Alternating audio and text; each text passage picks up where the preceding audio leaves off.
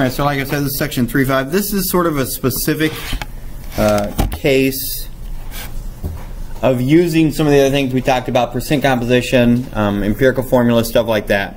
And this is what's called combustion analysis. So on occasion, one of the free response on the AP exam has been a combustion analysis type problem.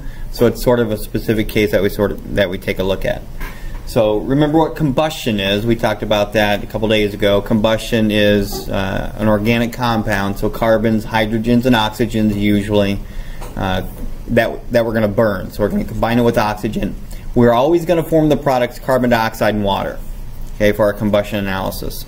So that's one thing that's important to remember.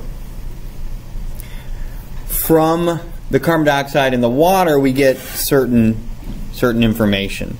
So here you can see how a typical combustion analysis problem breaks down. A sample containing carbon, hydrogen, and oxygen is combusted, combined with oxygen, to produce carbon dioxide and water. The amount of carbon dioxide, that gives us the amount of carbon that was originally in the compound, and we'll talk about this when we go through this problem. The amount of water gives us the amount of hydrogen that was in the original carbon compound. And then the amount of oxygen is usually just what's left over for that original compound. Okay, so let's take a look at this sample exercise 3.15 and we'll see how this all plays out. It says isopropyl alcohol, sold as rubbing alcohol, is composed of carbon, hydrogen, and oxygen. Combustion of 0.255 grams of isopropyl alcohol produces 0.561 grams of carbon dioxide and 0.306 grams of water. Determine the empirical formula of isopropyl alcohol. So what we have, I'm going to write out the reaction here. We have a CXHYOZ,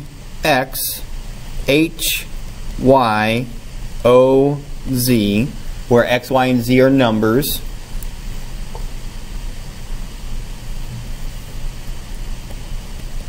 We are combining that with oxygen gas as a combustion reaction. Now what we get out of that is carbon dioxide in water vapor.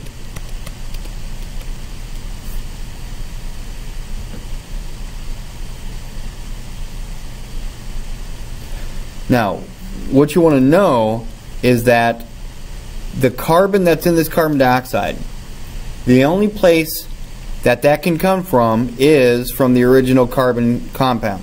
Okay? So in other words, all of that CX is converted to the carbon that's in CO2. Now this isn't balanced. We don't know how to balance it yet because we don't know the values for X, Y, and Z. Alright? Now, every bit of this hydrogen comes from this, HY.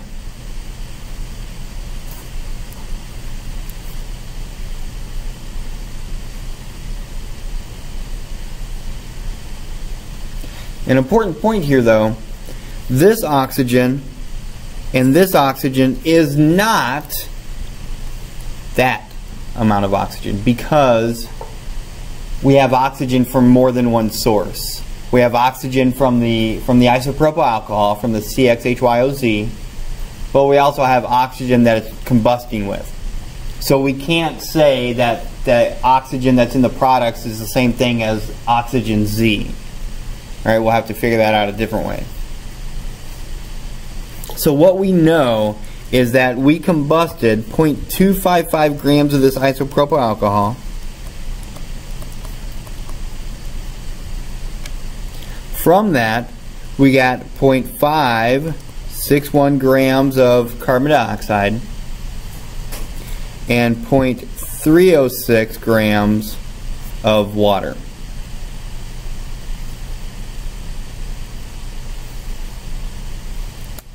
We want to determine the empirical formula.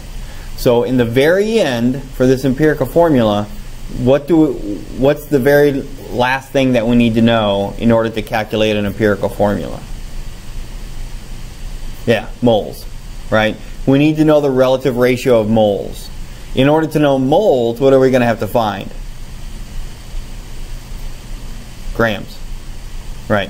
So in order to know moles, we're going to have to find grams. So somehow we have to figure out how many grams of carbon are in that 0.255 grams and how many grams of hydrogen are in that 0.2255 grams. If I can figure those two things out, then whatever's left over is oxygen, right? Because it's only made of carbon, hydrogen, and oxygen. So what I'm going to do is I'm going to take this carbon dioxide here, because I said all of that carbon and carbon dioxide had to have come from the isopropyl alcohol. And so if I take the percent by mass of carbon and I multiply that by 0.561 grams, I will get the grams of carbon.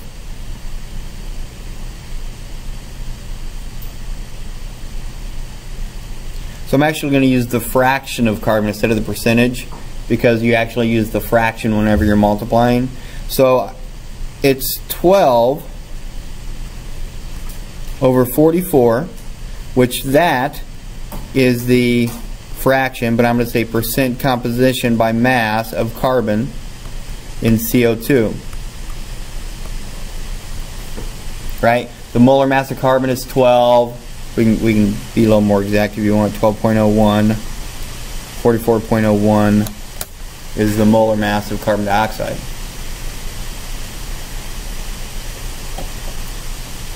So again, what this is showing me, just to show you another way here, this is showing me carbon divided by carbon dioxide. Okay? That's what that's showing me.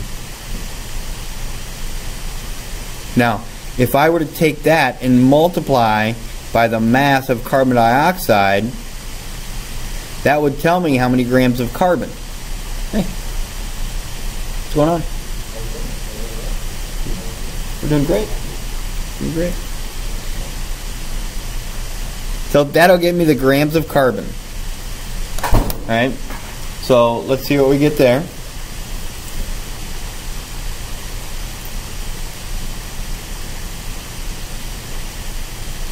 I get a value of 0.153.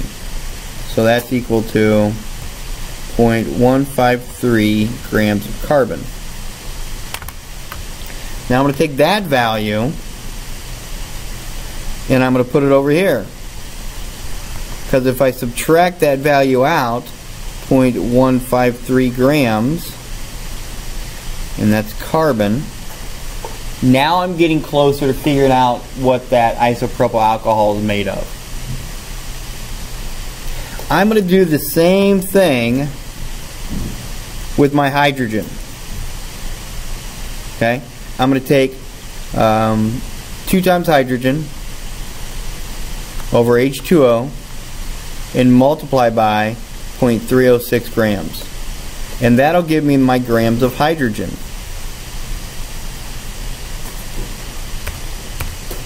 So that's going to be 2.016 divided by 18.016 times 0.306 grams.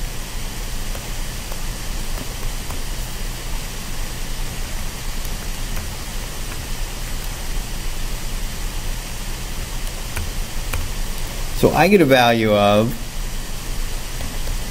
0.0342. Is that what you guys got?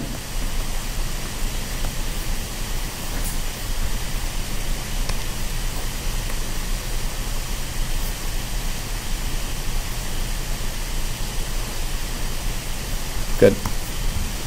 Now I'm going to bring that over here.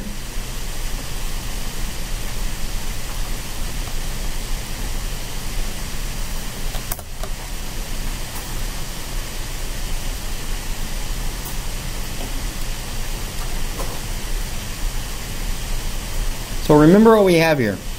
This 0.255 grams, that's made up of what? That 0.255 grams is what? Yeah, everything.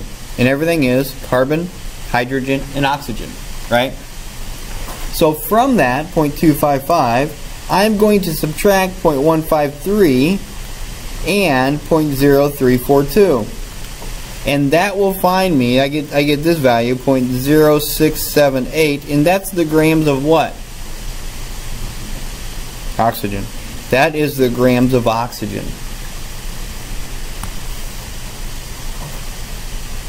Let's use a different color. Ooh.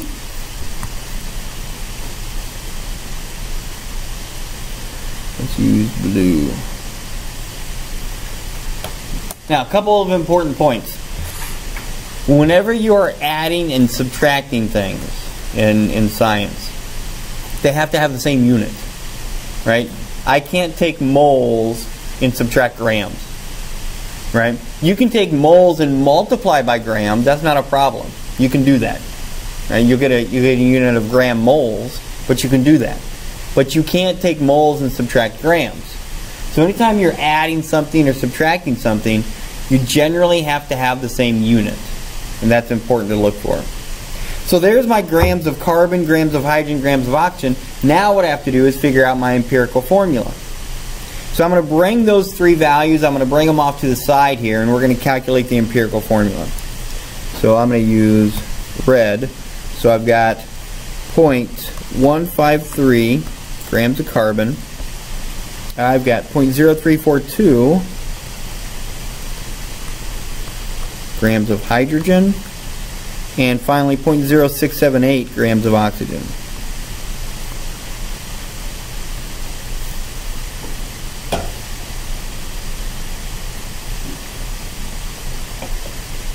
Now, we're not starting out with percent, are we? So, we're just starting out with grams. So think back to the empirical formula problem that we did. We took percentage, we assumed that we had 100, we converted that to grams then. And you know, if it was 47%, it became 47 grams. Well, here I'm just starting with grams. I don't have to convert it back to percentage. I can start with grams because ultimately what I want to figure out is moles. So I can go straight from grams to moles, no problem.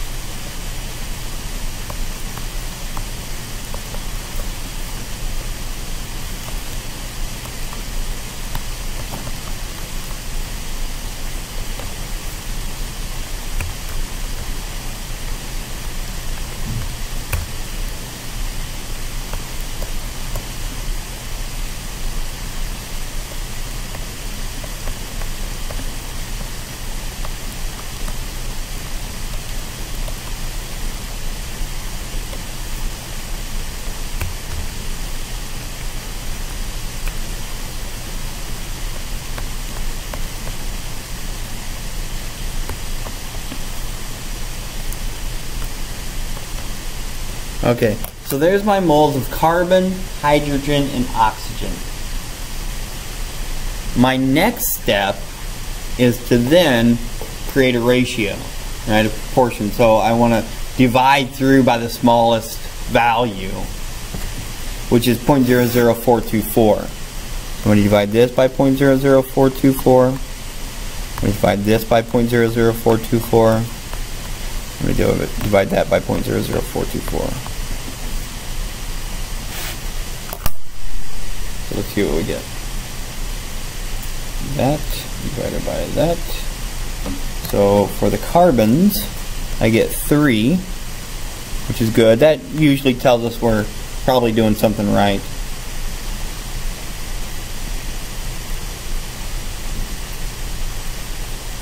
For the hydrogens, I get 8, so that looks even better. And then, of course, I get 1 oxygen.